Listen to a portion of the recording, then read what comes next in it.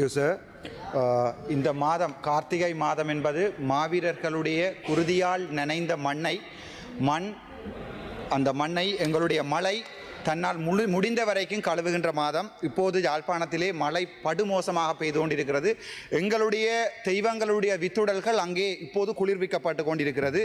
இன்றைய தினம் தமிழினத்திற்காக தன்னுயிர் தந்த தியாக சிறகுகள் எதிரிகளால் அவர்கள் தோற்கடிக்கப்படவில்லை. அவர்கள் எண்ணத்தை எரியூட்ட தூண்டுகிறார்கள். மாவீரர்கள் கல்லறையில் புதைக்கப்படவில்லை, எங்களின் கனவுகளில் விதைக்கப்படுகிறார்கள் என்ற உசாய் மணியினுடைய கவிதையோடு இந்த ஸ்பீச்சை ஆரம்பிக்கலாம் என்று நான் நினைக்கிறேன். எனக்கு மிகவும் கவலையான விடயம், நான் ஒரு தமிழனாக இருந்து கொண்டும் சிங்கள மக்களால் அதிகமாக இன்று வரை நேசிக்கப்படுகின்ற ஒரு தமிழனாக இந்த பாராளுமன்றத்தில் இருக்கிறேன் நான் பெருமைப்படுகிறேன். என்றால் நான் மனதில் பட்டவற்றை நேரடியாக கதைப்பதற்கு இன்றைய தினம் எங்களுடைய 323 கண்டெய்னர் கள்ளன் என்று சொல்லப்படுகின்ற ஒருவர், உங்களுக்கு தெரியும் யாரென்று, இன்றைய தினம் வந்து சொல்லியிருக்கிறார். தேசிய தலைவரும் 44,000 போராளிகளும் வடக்கு மாகாணத்தில் குடுவித்தார்கள் என்ற ஒரு கதை ஒன்றை இன்றைக்கு சிங்களத்தில் சொல்லியிருக்கிறார். இவர் சிங்களத்தில் சொல்லி தப்பிக்கலாம்னு நினைக்கிறார். ஆனால் சிங்களமும் தமிழும் சரளமாக பேச தெரிந்த எனக்கு அது விளங்கினது. அதனுடைய வீடியோவை நீங்கள் பார்ப்பீர்கள் வெகு விரைவில். மிகவும் கவலையாக இருக்கின்றால் இவர்கள் சொல்லிக்கொண்டு வந்தவர்கள் எப்படி, நாங்கள் எல்லாம் சிங்கள பிரபாகரன் என்று சொல்லிக்கொண்டு வந்தவர்கள் தான் இந்த அனுரகுமார் நாயக்கத்தினுடைய அரசாங்கம். எங்களுடைய மக்களும் அப்படியே பொய்களை உண்மை என்று நம்புகின்ற ஒரு சமூகத்தை சேர்ந்தவர்கள் நாங்கள். ஆகவே எங்களுடைய சமூகம் அள்ளுகொள்ளையாக நம்பியது. இருக்குமோ சிலவேளை இவருமே போராட்டத்தை நோக்கி போராடியவர் என்று நினைத்து எங்களுடைய சமூகம் விட்ட வரலாற்று தவறு இந்த என்பிபி அரசாங்கத்துக்கு வாக்கு போட்டது. ஆனால் இன்றைய தினம் சிங்களத்திலே எங்களுடைய தேசிய தலைவர் வடக்கு கிழக்கை ஆண்ட போது ஒரு சிங்களவன் அவன் தன்னுடைய ஒரு போட் கூட வரையலாது அடிச்சு புதைச்சினாங்க அந்த கடல்ல குடுவித்தேன்னு சொல்லேகள்ல ஒரு தமிழ் மனுஷனா வெக்கப்படுறேன். ஒரு தமிழனா என்னுடைய வடக்கு மாநிலத்தில் இருந்து போட்டப்பட்ட ஒவ்வொரு வாக்குக்கும் இந்த பிமல் ரந்தாயகருடைய நெஞ்செல்லாம் எரியுது. நான் உங்களுடைய போர் வீரர்களை நீங்கள் செபலியோ என்று சொல்லுகின்ற போது ரணவிருவோ என்று சொன்ன தமிழன் நான். ஏனென்றால் ஆயுதம் ஏந்தி என்னோடு இருக்கிறார்கள், ஆயுதம் ஏந்தி போராடியவர்கள் உயிரை துச்சமாக மதித்த தெய்வம். அதற்கு மேலே ஆனால் வெக்கமாக இருக்கிறது ஒரு கூட்டம் வந்து சொல்லுமாக இருந்தால் என்னுடைய தேசிய தலைவரை போராட்டவாதி என்று சொல்லுமா இருந்தா கவலையா இருக்கு. நீங்களும் ஒரு போராடின சமூகம், உங்களுடைய ஆயுதம் தூக்கின 1000 பேர் இருக்கிறீர்கள், வெக்கமா இல்லையா? சோறாடா சாப்பிடுறீங்க என்று கேட்கிற அளவுக்கு எங்களுடைய தமிழ் மக்கள் உங்களை வடக்கு மாநிலத்தில் பார்த்துக் கொள்வார்கள். நீங்கள் கடைசியாக சுடப்போவது ராமநாதன் அர்ச்சுனாவை, அது எனக்கு நன்றாகவே தெரியும். இன்றைக்கு கூட செக்யூரிட்டி ரிஸ்க் என்று சொல்லி அறிவித்திருக்கிறார்கள். எனக்கு அது பிரச்சனை இல்லை. ஆனால் மிகவும் கவலையா இருக்கு. நீங்கள் யாரை குரல் இல்லாத ஒரு இனத்தை, ஒரு தமிழ் பேசுகின்ற குரல் இல்லாத இனத்தை நீங்கள் அடக்குகிறீர்கள் என்று நினைக்கும் போது மிக வெக்கமாக இருக்கிறது. நாங்கள் இனவாதம் இல்லை என்று இன்று வரைக்கும் இதில் இருக்கிற எதிர்கட்சியில் இருக்கிற பாராளுமன்ற உறுப்பினர் தமிழனாக இருந்தாலும் சரி, முஸ்லீமாக இருந்தாலும், நீங்கள் பால் குடித்து வளர்ந்த குழந்தையாக இருந்தால், நாய்ப்பால் குடிக்காமல் உங்களுடைய அம்மாவினுடைய பாலை குடித்து வளர்ந்தவனாக இருந்தால், புத்தளத்திலே மக்கள் தினமும் அழுகிறார்கள், திருவோணமையிலே மக்கள் அழுகிறார்கள்.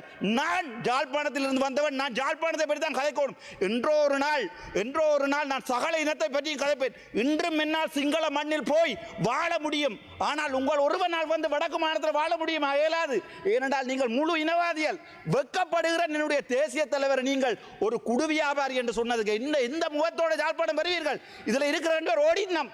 தீவிர அமைதி கடல் அமைச்சர் எழும்பி ஓடுறார், பிமல் ரத்நாயக்க எழும்பி ஓடுறார். வெட்கமா இல்லையா? நீங்கள் எல்லாம் ஒரு ஆயுதம் ஏந்தி போராடிய இது வந்து யாருக்கு அவமானம் என்றா, ரோகண விஜய் வீர என்ற ஒரு பெரும் தலைவருக்குரிய அவமானம் இது.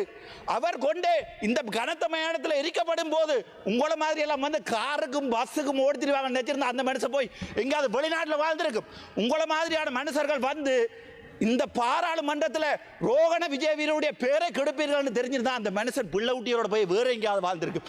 அப்படிப்பட்ட கேவலமான வெக்கமா இல்லையா உங்களுக்கு? ஒரு கணம் ஜோதிச்சு பாருங்க.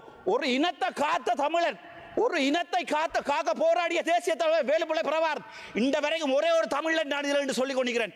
எனக்கு என்னுடைய தலைவன் கடவுள். நீங்கள் என்ன சுட்டாலும் கொன்றாலும் புதைத்தாலும் என் சாம்பல் எழும்பி சொல்லும் என்னுடைய தேசிய தலைவர். வெக்கமா இல்லையாடா உங்களுக்கு? எங்களுடைய வாக்குகளான பாராளுமன்றம் வந்து நீங்கள் வடக்கு என்னுடைய தலைவரை குடுவித்தவன் என்று சொல்ல உங்களுக்கு மனம் பெறுது. கொஞ்சம் ஜோதிச்சு பாருங்க. அந்த புத்தளத்திலே கொண்டே குப்பையை போடுறீங்க. NHS கொழும்புல இருக்கிற NHS குப்பையை கொண்டு அந்த புத்தள மக்களுக்கு போடுறீங்க. புத்தகத்தில் இருந்து வந்திருக்கிற எம்பி இந்த யாராவது ஒரு தமிழன் ஒரு முஸ்லீம் தமிழ் பேசுகின்ற யாராவது சொல்லேலுமா புத்தளத்தில் குப்பையை போட வேண்டாம்னு உங்களுடைய அரசாங்கத்துக்கு? நான் தமிழனாக இருக்க ஆசைப்படுறேன். நான் தமிழ் பேசுகின்ற முஸ்லீம் இனத்தை என்னுடைய தேசிய தலைவர் என்ற ஒரு நாள் பாதுகாப்பாக வடக்கு மாநிலத்திலிருந்து வெளியேற்றி இருந்தால் அது நீங்கள் பிழை என்று நினைத்தால் அதற்காக மன்னிப்பு கேட்கறதுக்கு நான் தயாராக இருக்கிறேன். உங்களுக்கு விருப்பமாக இருந்தால் என்னை கொள்ளுங்கள். நான் அதை சிங்களத்திலே சொல்கிறேன், நான் அவசரப்பட வேண்டாம். அதை விட திருவோணமலையிலிருந்து வந்த பாராளுமன்ற உறுப்பினர்கள் யாராவது இருக்கிறீங்களா? காணையில் ஒருத்தரை யாராவது இருக்கிறீங்களா? கேட்போம். எங்கே உங்களுடைய அருண் ஏமச்சந்திரன்? அடே, எங்களுடைய இனம் பாவம். நாங்கள் என்ன பாவம் செய்த நாங்கள் உங்களுக்கு? நாங்கள் ஆயுதம் எடுத்து போராடியது நீங்கள் எங்களை அடி கேட்க. நாங்கள் ஆயுதம் எடுத்து போராடியது, நாங்கள் ஆயுதம் எடுத்து எங்களுடைய தமிழீழம் என்ற நாட்டை 30 வருடமாக கட்டியது நீங்கள் எங்களை கேம்பஸுக்கு போடா பண்ணிக்கல. டிஸ்ட்ரிக்ட் கோட்டா என்ற ஒன்றை நீங்கள் இல்லாம பண்ணி, நீங்கள் மெரிட் என்ற ஒன்றை இல்லாமல் கொண்டு டிஸ்ட்ரிக்ட் கோட்டா கொண்டு வந்த போது 1970 இருந்து எனக்கு வரலாறு தெரியாது. வரலாறு தெரிந்தவர்களுடைய பிள்ளைகள் பக்கத்தில் இருக்கிறார்கள். இன்று வெக்கமே இல்லாமல் கஜேந்திரகுமார் பொன்னம்பலத்தினுடைய பேரை உச்சரித்து எங்களுடைய பிமல் ரத்நாயக சொல்றார் வடக்கு மாநிலத்தில் இருக்கிறவன் முழுக்க இனவாதி என்று. நாங்கள் இனவாதி இல்லை. நீங்க கட்டினது கோயில் என்னுடைய. நான் ஒரு நாள் எங்களுடைய கஜேந்திரகுமார் பொன்னம்பலத்தோடு கூட சண்டை பிடிச்சேன். நான் இந்த வரைக்கும் சண்டை பிடிக்கிறேன்.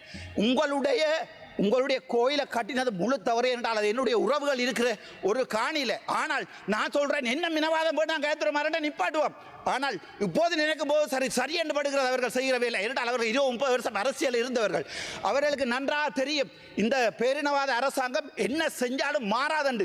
ஆனால் அரசியலுக்கு வருகின்ற போது நான் என்ன யோசிக்கிறேன், ஓகே இதோ நிப்பாட்டுவோம், இதுக்கு மேலே வேண்டாம், சிங்களத்திலே கதைப்போம், தமிழிலே கதைப்போம், இதை நிப்பாட்டு. வெக்கமாக இருக்கு. நீங்களா சோறாடா சாப்பிட்றீங்க, வலக்கையாலையா சாப்பிட்றீங்கன்னு உங்கள்கிட்ட கேட்குறேன். தயவு செய்து இடக்கையால சாப்பிடுங்களா இந்தியாவில இருந்து. வெக்கமாக இருக்கு. சரி பரவாயில்ல, அதுக்கு பிறகு பார்ப்போம். இந்த ஈஸ்டர் அட்டாக் அநியாயமான முஸ்லீம் சமூகம். அந்த சமூகம் என்ன செஞ்சது? அது கண்டு ஒரு தனிய ஒரு கலாச்சாரம் இருக்கிறது பிள்ளையா?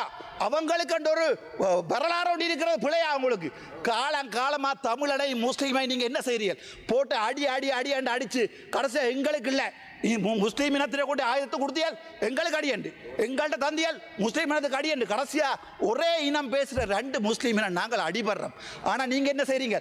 சத்தமே இல்லாமல் கிண்ணியாவை எடுக்கிறீங்க. அதுக்கு பிறகு பார்த்தா திருவோணமலையில் கொண்டு போய் புத்தர்வியால் வைக்கிறீங்க. சும்மா ஒரு பேச்சுக்கு கேட்குறேன், இல்லை தெரியாமல் கேட்குறேன். இந்த நடுவில் ஒரு பிள்ளையார் சிலை வச்சா சும்மா இருப்பீங்களா? நான் இதில் கேட்குறேன். அடே நீங்கள் என்ன அடிச்சு கொள்ளுவீங்களா? ஏன்னா உங்களோட மனசில் இருக்கிற வரி நீங்கள் சிங்களவன் என்ற வரி. நான் நாளை கொண்டு பாராளுமன்றத்துக்கு முன்னால் ஒரு புத்தர் சிலை எடுத்து போட்டு நான் ஒரு பிள்ளையார் சிலையை வைக்கிறேன். உங்களால் முடியுமா வைக்க விட? ஏனென்றால் திரும்ப அடிக்கிறீர்கள், நாங்களும் பார்க்கிறோம். ஆனால் நாங்கள் ஒன்று மட்டும் சொல்றேன், கடைசி தமிழன் பால் குடிச்சா கடைசி தமிழன் இருக்கும் வரைக்கும் வடக்கு மாநிலத்தில் ஒரு ஓட்டு உங்களுக்கு விழாது. பக்கத்து வீட்டுக்கு பிறந்தவனால மட்டும்தான் உங்களுக்கு ஓட் போடு. வெக்கமா இருக்கு. உங்களை எல்லாம் எங்க ரஜீவன் நம்பி, எங்க இளங்குமரன் நம்பி, எங்க ஒவ்வொரு தமிழ், எங்க ஃபைசால், எங்க ஒரு வசனம் கதை கேளுமா? உங்களால் ஒரு வசனம் கதை கேளுமா? நான் தமிழ் பால் குடிச்சு வந்தவன். ஆனால் முஸ்லீம் எனக்கு என்னுடைய ரத்தம். நீங்க என்ன சொன்னாலும் நான் ஒவ்வொரு முஸ்லீமுக்கு அணியும் அடிபடுவேன். என்றால் என்னுடைய தேசிய தலைவர் ரெண்டாவது ஒரு நாள் நினைத்து விட்ட பிள்ளையோ நினைக்காமல் விட்ட பிள்ளையோ அந்த பிள்ளையை திருத்துறதுக்கு எனக்கு கட்சி இருக்கு. இவ்வளோத்தையும் சிங்களத்தில் நான் சொல்ல ஆசைப்படுறேன். ஹரி ஜங்காப்பி சிங்களி போட்ட கதாகரன் மற்ற வினாடி பார்த்தேனும் போட்ட கதாகரன் ඔකොට පදින්නේ සිංහලින්නේ ඔම ඉන්නකෝ යෑගන්න එපා පාපිසි ටිකක් ගෑ ගන්නවා කියලා මම බය වෙන්නේ නැහැ. මම මේ පටන් ගන්නවා. ඔයගොල්ලෝ කිව්වා පිළිම වන්දනාව කටවාන ඉන්නකෝ සර් කිව්වා කටවාන ඉන්නවනේ. පිළිම වන්දනාව ගෝත්‍රික කියලා කියපු මිනිස්සු ඕගොල්ලෝ. ඕගොල්ලෝ කිව්වේ සබලියෝ රණවිරුන්ට සබලියෝ. ඕගොල්ලෝගේ වෙනුවෙන්නේ මරුනේ. ඒ මිනිස්සු ඕගොල්ලෝගේ වෙනුවෙන්නේ මරුනේ. අත්‍තරම මේ ජාතිවාදී කතා කරන්න ඕනේ මම. හැබැයි අද ඡන්දය ඉල්ලලා බලමු දකුණේ. ඔයාලට වඩා ඔයාලා ජනාධිපතිට වඩා මට ශ්‍රද්ධා ගන්න පුළුවන් දකුණේ.